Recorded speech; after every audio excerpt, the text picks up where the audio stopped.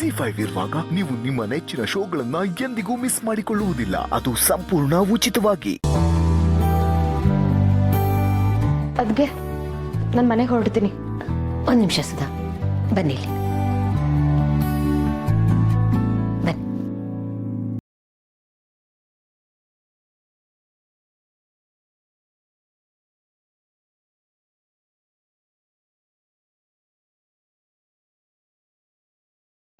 ನೀವೊಂಥರ dull ಆಗಿದ್ದೀರಾ. Any problem? ಏನಿಲ್ಲ ಅದ್ಗೆ, ನಾನು ಆರಾಮಾಗಿದ್ದೀನಿ. ದುಡ್ಡಿನ ಸಮಸ್ಯೆನಾ? ಅಯ್ಯೋ, ಆ ಥರದ್ದೆಲ್ಲ ಏನೂ ಇಲ್ಲ ಅದಕ್ಕೆ. ಮತ್ತೆ ಯಾಕೆ ಈ ಥರ ಇದ್ದೀರಾ? ನೋಡಿ ಸುಧಾ, ನಾನು ನಿಮ್ಮನ್ನು ಬರೀ ಬಾಯಿ ಮಾತ್ರೆಗೆ ಅದಕ್ಕೆ ಅಂತ ಕರೀರಿ ಅಂತ ಹೇಳಿಲ್ಲ.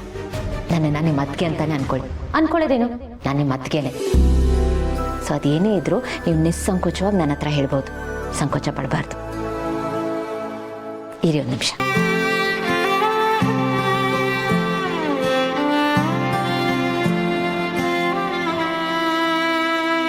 ತಗೊಳ್ಳಿ. ಅಯ್ಯೋ ಅದಕ್ಕೆ ದುಡ್ಡು ಬೇಡ ನನಗೆ. ನೋಡಿ ಸುಧಾ ಅವರೇ, ಅವತ್ತು ನೀವು ಗೌತಮ್ ಅವ್ರನ್ನ ನಿಮ್ಮ ಮನೆಗೆ ಕರ್ಕೊಂಡು ಹೋದ್ರಿ, ಉಪಚಾರ ಮಾಡಿದ್ರಿ, ಅವ್ರ ಪ್ರಾಣ ಉಳಿಸಿದ್ರಿ, ಆಮೇಲೆ ನನಗೆ ಬಂದು ಸೇವೆ ಮಾಡ್ತಿದ್ರ. ಈ ದುಡ್ಡು ಅದಕ್ಕೆ ಅಂತ ಅನ್ಕೋಬೇಡಿ. ನೀವು ಮಾಡಿರೋ ಉಪಕಾರಕ್ಕೆ ಬೆಲೆ ಅಂತೂ ಕಟ್ಟಕ್ಕಾಗಲ್ಲ. ಈ ದುಡ್ಡು ನಾನು ಪ್ರೀತಿಯಿಂದ ನನ್ನ ನಾದ್ನಿ ಕೊಡ್ತಿದ್ದೀನಿ. ಪ್ಲೀಸ್ ತಗೊಳ್ಳಿ. ಅದಕ್ಕೆ ನೋಡಿ, ನನ್ ನಿಜವಾಗ್ಲೂ ದುಡ್ಡಿನ ಅವಶ್ಯಕತೆ ಇಲ್ಲ. ಹಾಗಿದ್ರೆ ನಾನು ಕೇಳ್ತೀನಿ. ಖಂಡಿತ ಕೇಳಬೇಕು. ಸರಿ, ನೀವು ಹೊರಡಿ, ಲೇಟ್ ಮಾಡ್ಕೋಬೇಡಿ. ಸರಿ ಅದಕ್ಕೆ. ಅಮ್ಮ, ಒಂದೊಂದ್ಸತಿ ಯೋಚನೆ ಮಾಡಿದೆ, ನಿಂತಾರ ಇರೋದೇ ಒಳ್ಳೇದು ಅನ್ಸುತ್ತೆ. ಇದ್ರೂ ಇಲ್ದಂಗಿರೋದು, ಯಾವ್ದಕ್ಕೂ ಅಂದ್ಕೊಂಡೇ ಇರೋದು ನೆಮ್ಮದಿಯಾಗಿರ್ಬೋದು. ಯಾವ ತಲೆ ಬಿಸಿನೂ ಇರಲ್ಲಮ್ಮ. ನಮ್ದೇ ಆದ ಪ್ರಪಂಚದಲ್ಲಿ ಆರಾಮಾಗಿದ್ಬಿಡ್ಬೋದು. ಆದ್ರೆ ನಾನು ನೋಡು, ಸಂಸಾರದ ಭಾರನ ಹೊರೋದಕ್ಕೂ ಆಗದೆ ಇರೋದಕ್ಕೂ ಆಗದೆ ಒದ್ದಾಡ್ತಾ ಇದ್ದೀನಿ.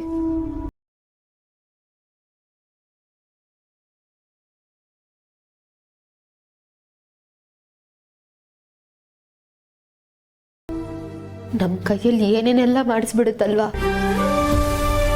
ಅಮ್ಮ. ನನಗಿವಾಗ ಭಯ ಏನು ಅಂದ್ರೆ, ಈ ಕರ್ಮ ಅನ್ನೋದು ಯಾರನ್ನು ಬಿಡಲ್ಲ ಅಂತಾರೆ. ನಾವದನ್ನ ಮರೆತ್ರು ಅದ್ ನಮ್ಮನ್ನ ಮರೆಯಲ್ಲ ಅಂತಾರೆ.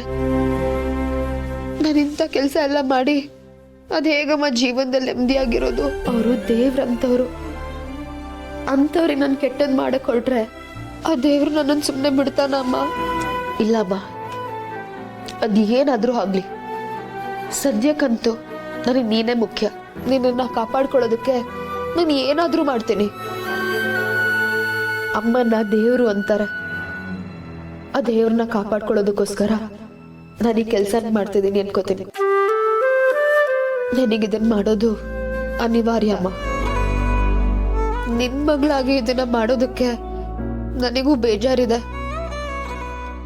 ಆದ್ರೆ ನನಗ್ ಬೇರೆ ದಾರಿ ಇಲ್ಲ ಅಮ್ಮ. ನನ್ನನ್ನ ಕ್ಷಮಿಸ್ಬಿಡಮ್ಮ.